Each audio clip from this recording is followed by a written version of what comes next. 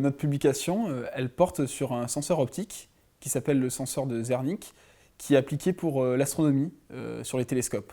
Donc je dois faire une petite parenthèse historique pour un peu expliquer ce senseur optique. Et je dois parler de Frits Zernike, qui est un chercheur néerlandais qui a, en fait, en 1933, fait une découverte génialissime qui a révolutionné le monde de la microscopie. C'est l'imagerie à contraste de phase. Alors, pour résumer, son système, ça permet d'observer des objets transparents qui sont eux-mêmes plongés dans un milieu transparent. C'est un peu comme si on veut observer des petites bulles d'air qui sont coincées dans une bille transparente qui est elle-même plongée dans l'eau.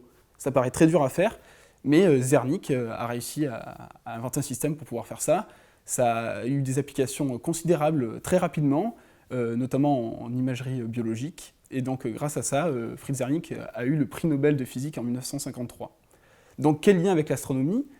En astronomie, quand on observe les étoiles depuis la Terre avec des télescopes, on a un énorme problème, c'est la turbulence atmosphérique. En fait, quand on observe les étoiles, la turbulence atmosphérique vient brouiller les images et tous nos télescopes sont myopes. Donc ça touche vraiment tous les télescopes qui sont sur Terre.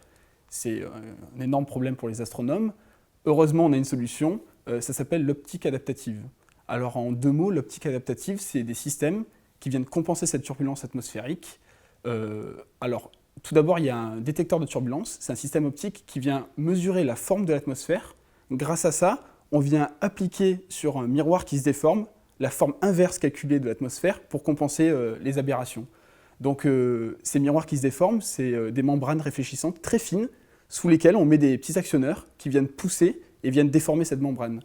Ça va à une cadence folle, c'est à peu près 1000 fois par seconde qu'on vient changer la forme de ce miroir. Voilà, donc ça c'est l'optique adaptative.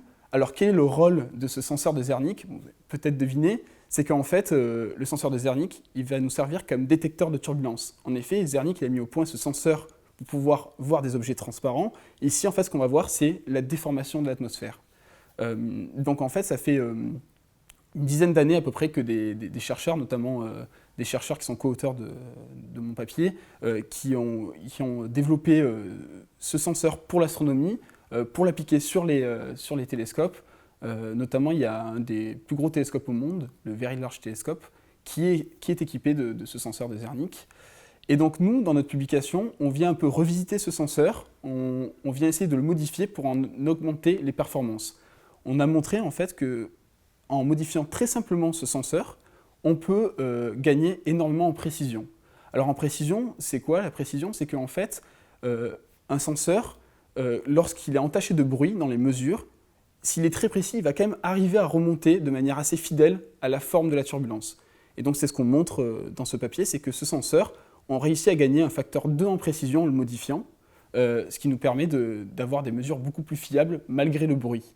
Alors le bruit dans nos systèmes, d'où il vient? Il y a deux origines du bruit. La première origine, c'est qu'on a très peu de lumière, donc on travaille avec très peu de photons, ces particules de lumière. Ça, c'est une première source de bruit. Et la deuxième source de bruit, c'est que nos détecteurs, ils sont avec une électronique qui n'est pas parfaite et qui elle-même produit du bruit. Voilà. Donc notre papier, nous, on s'est basé sur quoi? Sur quels outils pour montrer qu'on gagnait en précision en modifiant notre senseur? D'une première façon, on a fait avec des outils théoriques, c'est-à-dire qu'on a utilisé des équations d'optique, pour montrer, donc vraiment avec des formules mathématiques, qu'on pouvait gagner en précision en modifiant ce senseur. Une fois qu'on a fait ça, on est passé sur des simulations numériques.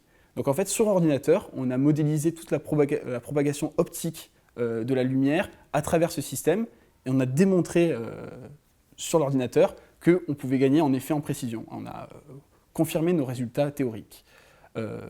Maintenant, ce qu'il nous reste à faire, c'est de démontrer sur banc optique que ça marche. Donc au laboratoire d'astrophysique de Marseille, on a à notre disposition des systèmes où on utilise des lasers pour simuler des étoiles, propager cette lumière à travers des composants optiques. Certains de ces composants sont très complexes et permettent de simuler la turbulence atmosphérique. Et donc, avec ces systèmes-là, on va démontrer expérimentalement qu'en effet, on gagne bien en précision avec notre modification de ce senseur. Une fois qu'on aura fait ça, ce qu'il nous restera à faire après, une fois que tout ça a été démontré et que ça marche bien, c'est on pourra enfin espérer de mettre ce senseur sur ciel, sur les grands télescopes de demain.